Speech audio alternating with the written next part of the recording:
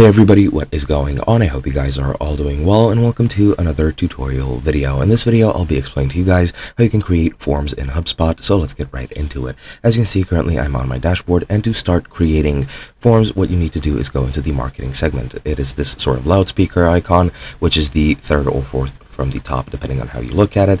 But once you're here, you just need to click on forms.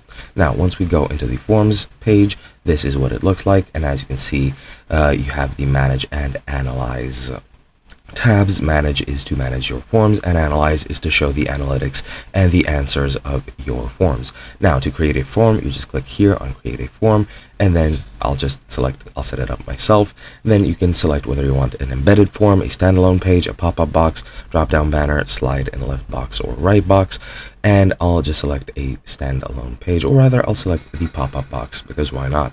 Then click next, and that's going to take you to the form editor. Now, as you can see, you can sign up for email updates if you want, or rather that's, I'm pretty sure, just the default template that you get, which is like this. It shows you how it overlays on top of the page if you've selected the pop-up form, and then you can select what you want the callout text to be. I'll just name it test, and as you can see, it shows you all the changes over here. The callout body can be whatever you want, such as this, and you can select the callout button, which I'll also name test, and as you can see, that's what it looks like. You can also change the color. For example, if I go with something a bit different, it's all shades of blue, but well, you can select the color over here through the hex code if you want. Then what should the button link to? You can select form step, non-HubSpot URL, HubSpot page or blog post, file download, meaning link or calendar. I'll select form step, and then we can go click next to get to the form. Now here you can also edit the form body if you want. I'll add test again. You can also add the fields if you want, and you can add whichever form field you would like.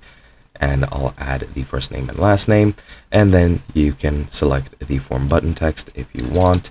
I'll select test, and then data and privacy consent can be enabled or chosen from here. You can also choose the language and the CAPTCHA if you want to prevent spam, and then click next.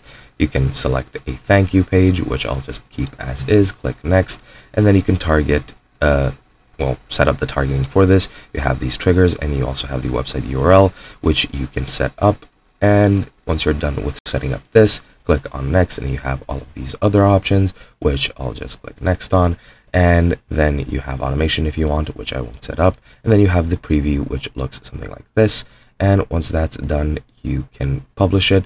But for some reason, I have an error on the callout tab, which I'm not sure why that is happening, most likely because of the color. So let's just go next, next, next, next.